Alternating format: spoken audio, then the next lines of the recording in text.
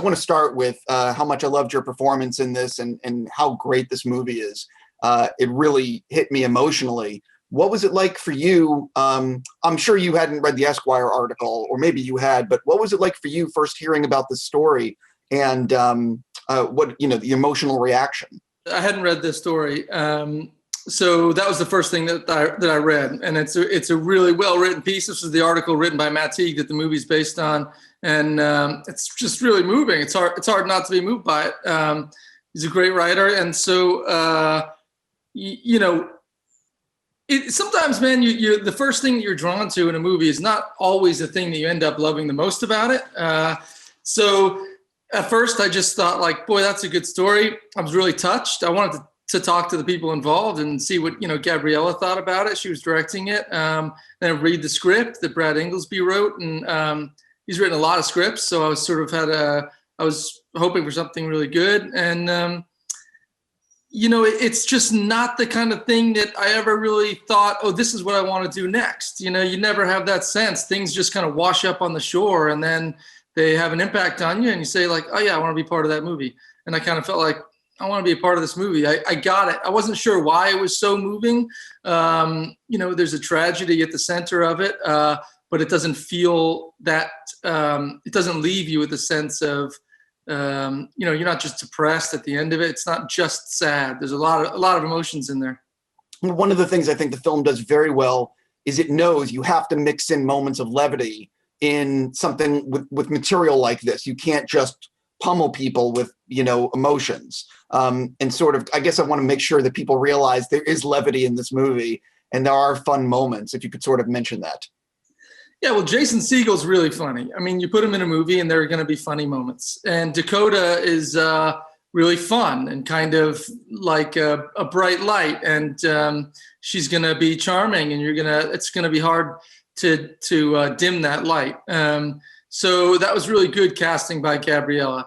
I think Dakota also had a lot of the heavy lifting to do because she was the person who had to be playing someone who was dying. But she also, by all accounts, in real life, her character was, real person, Nicole. And that person, as far as anyone I talked to, said that she was just the kind of person that made everyone feel good about being alive. Like one of those people that just you like to be around because they're fun. And they're fun in a way that makes everyone else have fun too. So she had to be that and also be playing the part of a mom who's dying and is getting ready to say goodbye to her kids. So she had that responsibility of making it sort of feel almost like an uplifting movie, and she did a great job. You've worked on a lot of different genres, a lot of different projects. What is it like when you're playing the very raw emotional scenes in the third act? What was it like on set? Were you guys trying to keep levity on set? Were you trying to maintain a certain emotional thing? You know what I mean? Yeah, I mean, that doesn't always work for me. I don't like that sense of, oh, here's a big day, or everyone please be quiet. This is important, hard work. I like to just come to work every day sort of feeling the same and do what has to be done. And I don't know how many movies I've made. I've been really lucky. I don't know, 30 movies or something. And so after a while, you kind of get used to it, like you wait on enough tables, you're kind of doing the same thing. Every table comes up, you bring them, take their order, you go to the kitchen, you bring the food. And sometimes there's a big order and you don't approach it any differently. You just stack that a few extra plates on your arms and you get it out there. So those were some hard scenes, just because they are of their nature, but also there's Cherry Jones and there are all these good actors around. They're just doing stuff. And I, just making it easy for everyone by being good. So I kind of felt like I was in good hands. One of the things about this project specifically is you filmed in the real locations, or you were in the real place where the story happened. And, you, I'm sure, had people, family members possibly watching. How did that add to your how did that sort of affect you on set? Did it affect you knowing you had the person you're playing possibly right there? Yeah, well, the person I was playing was right there. I mean, Matt Teague, who wrote the article, and he was around on set. I talked to him, go have dinner with him. His kids were there, and his kids were sort of the most important part. I just sort of thought like, hey, look, Matt wrote this, he created this, he wanted this to happen. He's a grown up. He understands how movies can be different than real life.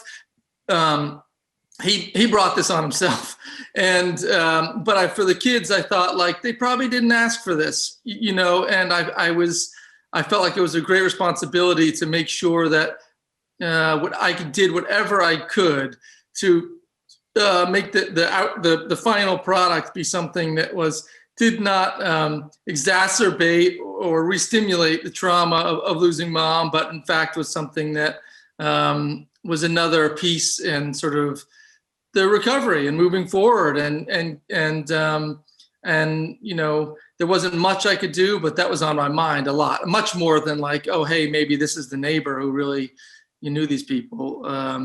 I felt like that was Gabriela's territory, the director. She has to worry about is this movie something that is authentic enough that it respects the real people and the real story. You have been directing, and I'm curious how directing has possibly changed the way you are on set. Have you noticed a different, sort of way you conduct yourself or anything because you maybe have a better understanding of what the director is going through? I might be more of a team player. I might be, there was a time when I sort of felt like what my job was in some ways at odds with what the director was doing. I had to protect the realism of the moment. And a lot of directors wanted that. For example, I remember doing a scene in this movie, Jesse James, and Andrew Dominic was the director. And I was supposed to be sitting in a bathtub, and he's like, I can't see you from, from the angle that we're at, this camera. I said, well, what do you want to do? Stand up and take a bath? You got to move the camera. He was really, he liked that approach, is that the actors have to sort of protect the realism of what they would do in a certain scene. And he worries about how to capture it. And then, once I was a director, it can be a tough job. And so I was just, you can't help but be more empathetic after that towards okay, we're running out of time. We're a team. We're all sort of doing this together. You really have to compromise sometimes. It's not always about the actor. Sometimes it's about making this a shot that the camera team can actually pull off without having to take 30 minutes to rebuild a room or something.